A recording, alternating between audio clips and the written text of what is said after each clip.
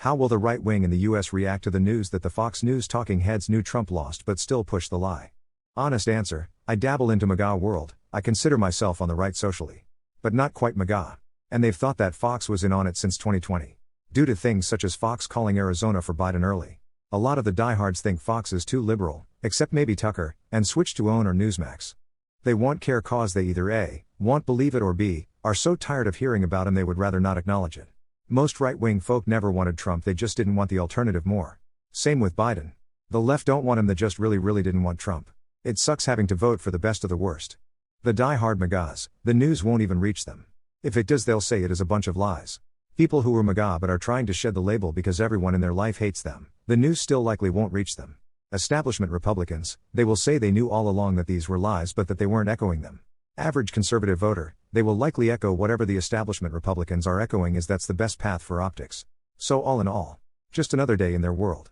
They won't. I go to a gym that has several TVs playing different channels. Fox has been screaming about Hunter Biden's laptop. Some guy stealing suitcases. Greta Thunberg existing. Meghan Markle existing. And Pete Buttigieg flying on airplanes on a consistent loop. Occasionally they mention homelessness is San Francisco or the opioid epidemic. The other news channels report the news of the day. And Fox just cycles the same outdated outrage pieces. Their viewers won't notice that they don't report this news because they skip many relevant stories. They wish movies came with a violence towards animals tag? Does the dog calm does just that? Not particularly. If a movie is marked with violence, then it's fair to expect violent acts occurring to anyone or thing. Nope. I do not like cats. Have at it. No. But I wish I knew if a movie came with a surprise sex scene.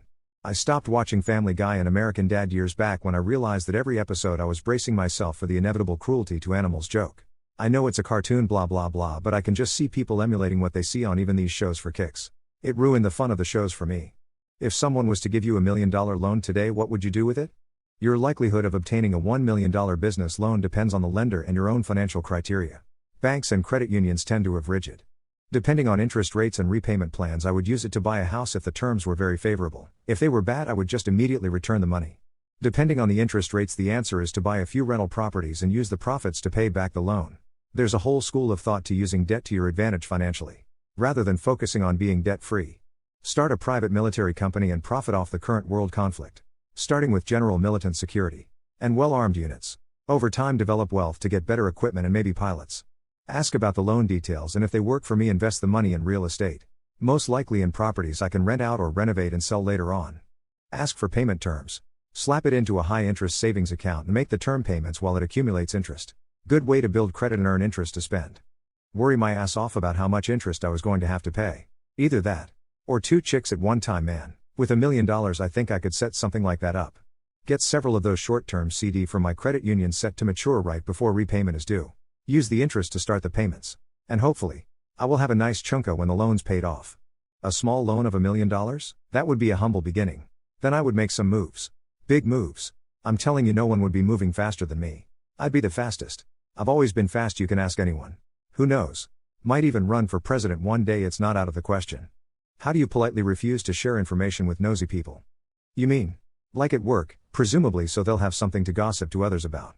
Well, you could be smartass/clever about it. Greater than, a guy, how old are you ? Inquat. How old would you like me to be? Said with a coy smile. Greater than, are you married / in a relationship ? Inquat. Why, are you interested in me that way? I'm so flattered ! Inquat. Deflect. Or give a weak reply with scant information that doesn't fully answer what they asked. And change the topic right away. Sometimes they'll be too embarrassed to press further. Especially if it was a really personal question. If they do press further, I'd just laugh and say something generic like, if I tell you that I'd have to kill you, and change the topic again. Unless they're really thick or persistent, they'll get it and drop it. I deflect and make the conversation naturally flow in a different direction.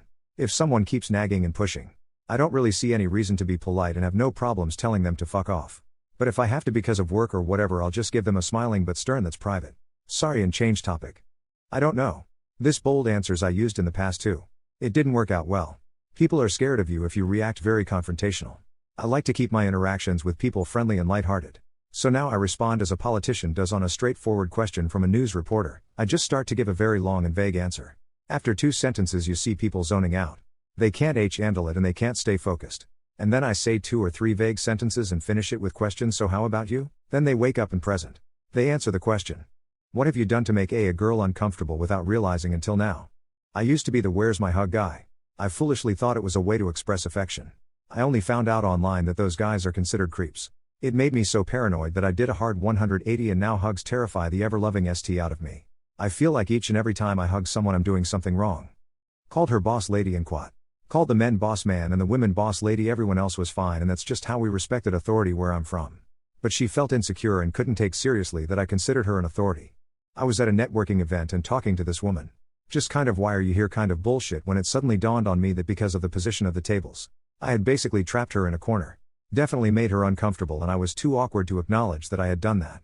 Which would have made it marginally less awkward. Shit. Sorry, random stranger.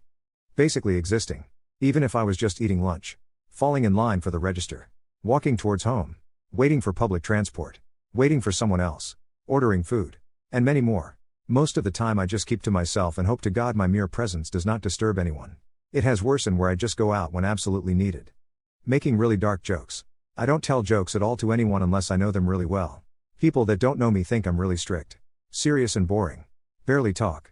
I will slowly slip light jokes to test the reactions, and they get worse until I learn the person's limit.